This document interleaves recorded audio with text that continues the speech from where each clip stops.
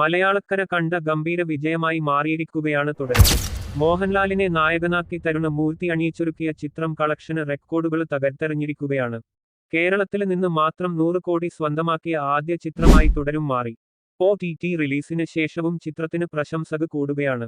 OTT റിലീസിന് പിന്നിലെ തുടരും സിനിമയുടെ റീമേക്കിനെക്കുറിച്ചും പല തരത്തിലുള്ള അഭ്യൂഹങ്ങൾ സോഷ്യൽ മീഡിയയിൽ പ്രചരിക്കുന്നുണ്ട്. ബോളിവുഡിലെ മുൻനിര താരങ്ങളായ അക്ഷയ് കുമാർ, അജയ് ദേവ്ഗൺ എന്നിവരുടെ പേരുകളായിരുന്നു ആദ്യം കേട്ടിരുന്നത്.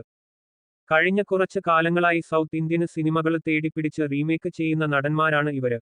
ജിഗർതണ്ഡ, സൂരയ് പോട്ടർ, രാക്ഷസന്, കാഞ്ചന, ഡ്രൈവിംഗ് ലൈസൻസ് തുടങ്ങിയ സിനിമകൾ അക്ഷയ് കുമാർ ഹിന്ദിയിലേക്ക് റീമേക്ക് ചെയ്തിരുന്നു. ഇതില് പലതും പ്രേക്ഷകര് കൈയൊഴുകുകയും ചെയ്തു.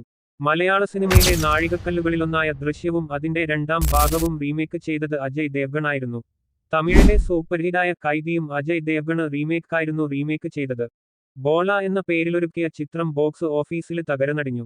ഇവരിൽ ആരാകും തുടരും റീമേക്ക് ചെയ്യുക എന്ന കാര്യത്തിൽ ചർച്ചകൾ സജീവമായിക്കൊണ്ടിരിക്കവെയാണ് പുതിയ ട്വിസ്റ്റ് അരങ്ങേറിയത്. തെലുങ്കിലെ സൂപ്പർ താരമായ ചിരഞ്ജീവിയാണ് ചിത്രം റീമേക്ക് ചെയ്യുകയെന്നാണ് പുതിയ റിപ്പോർട്ടുകൾ. യഥാർത്ഥ കഥയിൽ നിന്ന് ചില മാറ്റങ്ങളോടെയാകും ചിരഞ്ജീവി റീമേക്ക് ഒരുക്കുകയെന്നും കേൾക്കുന്നുണ്ട്.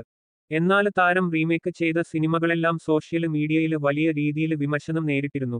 വിജയുടെ ബ്ലോക്ക്ബസ്റ്ററുകളിലൊന്നായ കത്തി എന്ന സിനിമ കൈദി നമ്പർ 150 എന്ന പേരിൽ താരം റീമേക്ക് ചെയ്തിരുന്നു.